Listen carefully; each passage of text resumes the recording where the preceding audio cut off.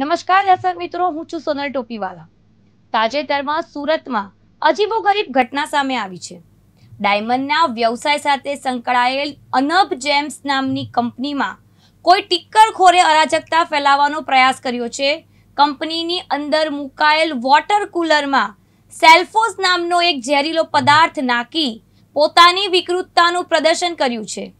તો આ સેલ્ફોસ નામનો પદાર્થ કે કેમિકલ શું છે તે અંગે અને આનાથી મનુષ્યના શરીરને શું રિએક્શન આવે છે તે અંગે અમે સુરત શહેરના જાણીતા બેન્કર હોસ્પિટલના તબીબ ડૉક્ટર મહેન્દ્રભાઈ રાવલ સાથે વિસ્તારથી જાણીશું. ડૉક્ટર મહેન્દ્રભાઈ, સેલ્ફોસ શું છે? સેલ્ફોસ એક ટ્રેડ નેમ છે કે જેની અંદર એલ્યુમિનિયમ ફોસ્ફાઇડ નામનું તત્વ હોય છે. એ ટેબ્લેટ અને પાવડર ફોર્મમાં અવેલેબલ છે અને જનરલી એનો યુઝ પેસ્ટ કંટ્રોલ પેસ્ટિસાઇડ તરીકે થતો હોય છે. સ્પેસિફિકલી ફ્યુમિગન્ટ તરીકે એનો યુઝ થતો હોય છે. પછી સેલ્ફોસની અંદર કેવા કેમિકલ પદાર્થ છે જે સ્વાસ્થ્ય માટે હાનિકારક છે? જેવી રીતે આપણે હમણાં જ ચર્ચા કરી કે એની અંદર એલ્યુમિનિયમ ફોસ્ફાઇડ નામનું તત્વ હોય છે અને એ તત્વ જ્યારે બી મોઇશ્ચર એટલે કે ભેજના કે પાણીના લિક્વિડના સંપર્કમાં આવે ત્યારે એમાંથી એક ખૂબ જ ઝેરી ગેસ ઉત્પન્ન થતો હોય છે, ફોસ્ફીન ગેસ, જે સ્વાસ્થ્ય માટે ઘણો જ હાનિકારક હોય છે. આ પદાર્થના સેવનથી શરીરના કયા અંગને કઈ હદ સુધી નુકસાન પહોંચી શકે છે? જનરલી જે આ પદાર્થ છે એલ્યુમિનિયમ ફોસ્ફાઇડ, એ જ્યારે કોઈ બી લિક્વિડના સંદર્ભમાં કોન્ટેક્ટમાં આવે છે ત્યારે એમાંથી જે આ ફોસ્ફીન ગેસ રિલીઝ થાય છે તે બોડીના ઘણા અંગોને નુકસાન પહોંચાડી શકે એમ હોય છે. હૃદયને, કિડનીને નુકસાન કરતું હોય છે અને એમાં એવું છે કે જ્યારે શરૂઆત હોય છે ત્યારે લક્ષણો તમે કહો તો લક્ષણોમાં એવું હોય છે કે ઉલટી જેવું થાય, ઉલટી થાય, પેટમાં દુખાવો થાય. એના પછી જ્યારે આ ગેસની અસર જે આપણા કોષો છે એના પર થવા લાગે, હૃદયના કોષો પર, તો બ્લડ પ્રેશર ઓછું થઈ જતું હોય છે, હૃદયના ધબકારા અનિયંત્રિત થતા હોય છે અને કિડનીને બી ડેમેજ થતું હોય છે. સો ઘણો જ ઝેરી દ્રવ્ય છે અને ઘણીવાર અનફોર્ચ્યુનેટલી જીવલેણ બી થઈ શકે છે આનાથી. બ્લડ પ્રેશર ઓછું થાય, હૃદયના ધબકારા અનિયંત્રિત થાય, જેના લીધે અનફોર્ચ્યુનેટલી મૃત્યુ બી થઈ શકે છે. તો જાહેર જીવનમાં સેલ્ફોસનો ઉપયોગ શેના માટે થાય છે? આપણે પહેલાં બી ચર્ચા કરી કે એલ્યુમિનિયમ ફોસ્ફાઇડ જે પેસ્ટિસાઇડ છે, મેઇનલી ફ્યુમિગન્ટ છે, એનો ઉપયોગ સંગ્રહ કરેલા અનાજ માટે થતો હોય છે અને એ બી એક સ્પેશિયાલિસ્ટના સુપરવિઝનની અંદર જેને એની ટ્રેનિંગ લીધી હોય છે, પર્સનલ પ્રોટેક્ટિવ ઇક્વિપમેન્ટ્સ જોડે એ લોકો આનો ઉપયોગ કરતા હોય છે અને એ જેને એની ટ્રેનિંગ પ્રોપર લીધેલી હોય એ લોકો જ આનો ઉપયોગ વ્યવસ્થિત કરી શકે છે. કેમ કે ખાલી ઇન્જેક્શન એટલે કે કોઈ વાર અનફોર્ચ્યુનેટલી એવું થતું હોય છે કોઈ આ પદાર્થનું સેવન કરી લેતું હોય છે, તો એ એક રસ્તો છે. સાથે સાથે શ્વાસના દ્વારા બી જ્યારે એ ગેસ ઉત્પન્ન થાય છે લિક્વિડના કોન્ટેક્ટ, તો શ્વાસના દ્વારા બી એ બોડીની અંદર પ્રવેશી શકે છે અને સ્કિન એટલે ચામડી, ત્વચાના કોન્ટેક્ટમાં આવે તો બી ત્યાંથી બી એ બોડીમાં પ્રવેશી શકે છે. અને આનું ટ્રીટમેન્ટની વાત કરો તમે તો એવી કોઈ સ્પેસિફિક દવા હજુ સુધી નથી. જે બી ટ્રીટમેન્ટ છે એ સપોર્ટિવ ટ્રીટમેન્ટ છે. એટલે સપોર્ટિવ ટ્રીટમેન્ટનો મતલબ શું થાય કે જે લક્ષણો આવતા હોય, જે મેનિફેસ્ટેશન્સ હોય એ પ્રમાણે એનો ઈલાજ કરતા હોઈએ છીએ અને ઘણી બધી હાઈ સપોર્ટ ટ્રીટમેન્ટ બી અવેલેબલ હોય છે. જેવી રીતે કોઈ જેમનું બ્લડ પ્રેશર બહુ જ ઓછું થઈ જતું હોય કે હાર્ટનું પમ્પિંગ ડાઉન થઈ જતું હોય આ દવાની અસરના કારણે, તો આર્ટિફિશિયલ પમ્પિંગ મશીન બી આવે છે, જેને એક્મો કહેવાય છે, એનો બી ઉપયોગ થાય છે આમાં. અને અધર બીજા જે બી, ધારો કે કિડની પર ડેમેજ થાય તો કિડની જ્યાં સુધી રિકવર થાય ત્યાં સુધી ડાયાલિસિસ કરીને કિડનીનું જે કામ છે તે આર્ટિફિશિયલી બહારથી કરવામાં આવતું હોય છે. તો આ જે જેમ્સ છે, જે કંપનીમાં ઘટના બની, તો એમાં કોઈ અસામાજિક તત્વોએ વોટર કુલરમાં આ સેલ્ફોસ નામનો પદાર્થ નાખ્યો, તો કઈ રીતે અંદર શું બન્યું હશે અને શું આ લોકોના શરીરમાં પાણી દ્વારા ગયું હશે, તમે શું સમજાવી શકશો? આપણે ચર્ચા કરી કે આ પદાર્થ એલ્યુમિનિયમ ફોસ્ફાઇડ લિક્વિડના કોન્ટેક્ટમાં આવે એટલે ગેસ રિલીઝ કરતો હોય છે. ઓકે, એટલે પેલા વોટર કુલરમાં ગેસનો ફોર્મ પણ થયું હશે. ગેસ ફોર્મ થઈ જાય જ્યારે બી એ કોઈ બી લિક્વિડ મોઇશ્ચરના કોન્ટેક્ટમાં આવે, અને એટલે જ એનું જે યુઝેજ છે એ બહુ જ રેગ્યુલેટેડ વેમાં હોય છે. અને જ્યારે એ ગેસ પાણી દ્વારા કે કોઈ બી રીતે બોડીમાં પ્રવેશે છે તો એના લક્ષણો બી ચાલુ થઈ જાય છે. પેટમાં દુખાવો થવો, ઉલટી ઉપકા જેવું થવું, અને એ જ મેઇન રીઝન એ જ હોય છે કે જ્યારે બી આ ગેસનો કોન્ટેક્ટ બોડીના કોઈ બી અંગ જોડે આવે તો એ બોડીના અંગોને નુકસાન કરવા લાગે છે. તો શું સેલ્ફોસનો ઉપયોગ અનાજમાં વાપરવા માટે હિતાવહ છે? શું છે આપનું મંતવ્ય? આ જે એલ્યુમિનિયમ ફોસ્ફાઇડ નામનું જે તત્વ છે એનો ઉપયોગ પેસ્ટિસાઇડ એટલે કે જંતુનાશક, કીટનાશક તરીકે અનાજના જે સંગ્રહ હોય છે એમાં થતો હોય છે, અને એ બહુ જ રેગ્યુલેટેડ વેમાં થતો હોય છે કે જેમાં એ લોકો બધું પોતાની સાવચેતી લઈને કરતા હોય છે. કોઈ સુપરવિઝન વગર આનો ઉપયોગ કરવો, મારા હિસાબે કોઈ સુપરવિઝન જે એક્સપર્ટ હોય આમાં એના એ હાજર ના હોય અને આનો ઉપયોગ કરવો મારા હિસાબે હિતાવહ નથી, કેમ કે આ પદાર્થ શરીર માટે ઘણો હાનિકારક છે. આ ઘટના પર તમારું શું મંતવ્ય છે? અને આ સેલ્ફોસ પદાર્થ તે પ્રિસ્ક્રિપ્શન વગર મળવું જોઈએ કે નહીં, અને મળ્યું હશે તો આ લોકોને કઈ રીતે? ઘણીવાર અમે જોતા હોઈએ છીએ કે આ રીતના દર્દીઓ અમારી પાસે બી આવતા હોય છે કે જેમને સેલ્ફોસનું પોઈઝનિંગ થયું હોય છે. હવે એમાં એવું હોય છે અનઇન્ટેન્શનલ, એટલે કે ઘણીવાર ઇન્ટેન્શન ના હોય, કોઈક રીતે જતું રહ્યું હોય બોડીમાં. ઘણીવાર અનફોર્ચ્યુનેટલી ઇન્ટેન્શનલ બી હોતું હોય છે.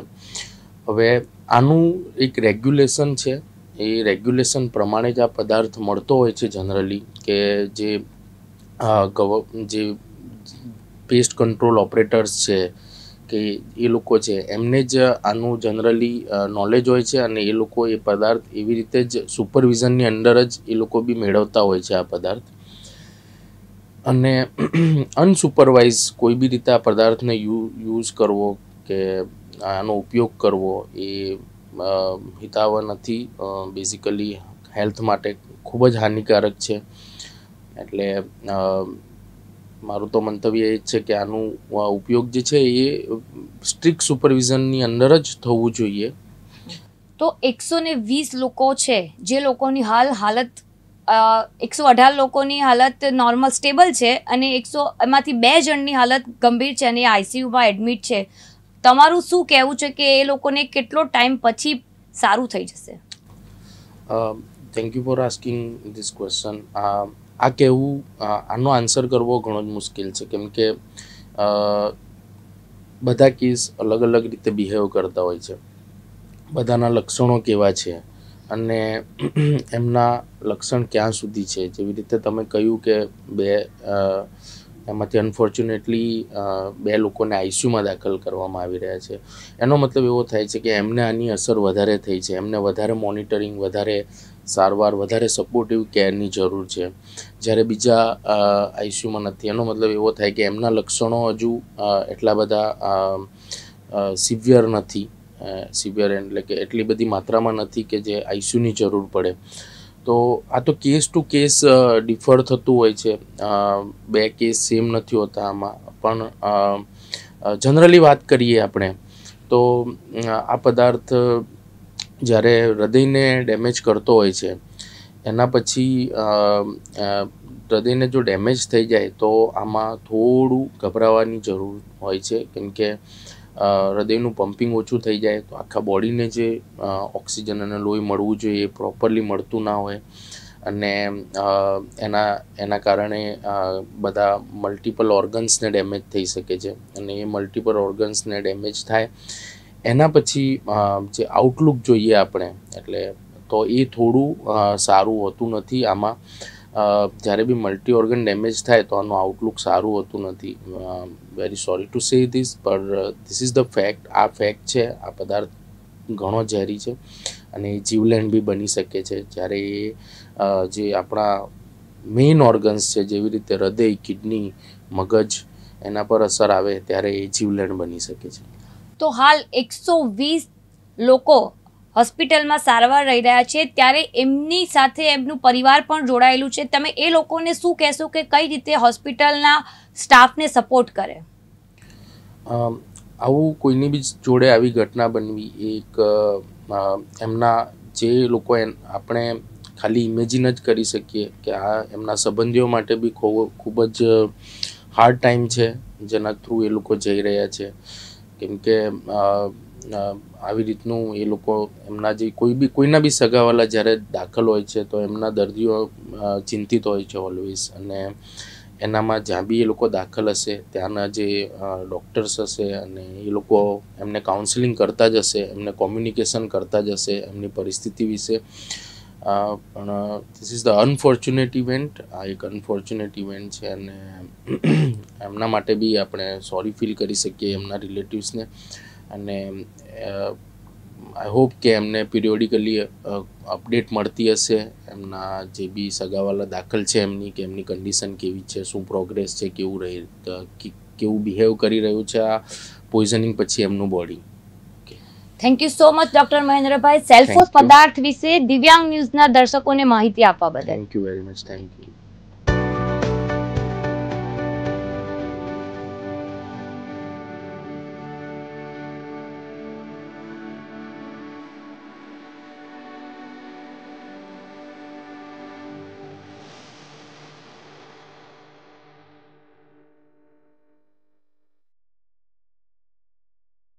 ગઈકાલે સુરતના કાપોદ્રા વિસ્તારમાં ચકચાર મચાવનારી ઘટના સામે આવી હતી.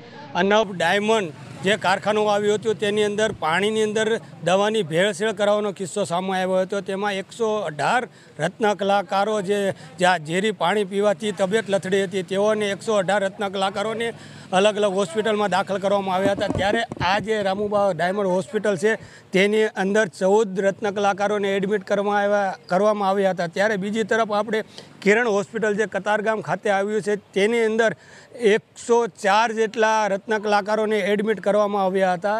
ત્યારે હાલ સમાચાર એવા છે કે આ જે રત્ન કલાકારો જે 14 જે ડાયમંડ હોસ્પિટલ ખાતે જેને એડમિટ કરવામાં આવ્યા હતા તેઓને તમામને તબિયત સારી હોવાથી તેમને તમામને રજા આપી દેવામાં આવી છે. ત્યારે બીજી તરફ જ્યારે આપણે જોઈએ કે આપણે જે કિરણ હોસ્પિટલ ખાતે જેને એડમિટ કરવામાં આવ્યા હતા એમાંથી 90% લોકોને આમ કહી શકાય કે 90થી વધારે જે રત્ન કલાકારો હતા તેને રજા આપવામાં આવી છે. ત્યારે આ જે અનબ ડાયમંડ કારખાનાની અંદર જે ઝેરી દવાનો કિસ્સો સામે આવ્યો હતો ત્યારે કાપોદ્રા પોલીસને જાણ થઈ હતી. કાપોદ્રા પોલીસનો ઉચ્ચ અધિકારીનો કાફલો ઘટના સ્થળે પહોંચ્યો હતો.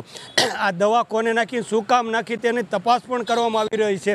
ત્યારે આ જે રત્ન કલાકારોને એડમિટ કરવામાં આવ્યા હતા ત્યારે બીજી તરફ કાપોદ્રા પોલીસ દ્વારા તપાસનો ધમધમાટ પણ કરવામાં આવી રહ્યો હતો. ત્યારે ત્યાં જે વાત કરવામાં આવે તો વાત એવી હતી કે જે રત્ન કલાકારો પાણીના ફિલ્ટરમાંથી પાણી પીતા હોય ત્યારે તેઓની તબિયત લથડી હતી. ત્યારે કારખાનેદારના શેઠના ભાણેજને ખબર પડી હતી કે અહીંયા કાંઈક ઘટના ઘટી છે. ત્યારે તેને ઝેરી દવાનું પડીકું મળતા તેઓને તાત્કાલિક હોસ્પિટલમાં ખસેડવામાં આવ્યા હતા.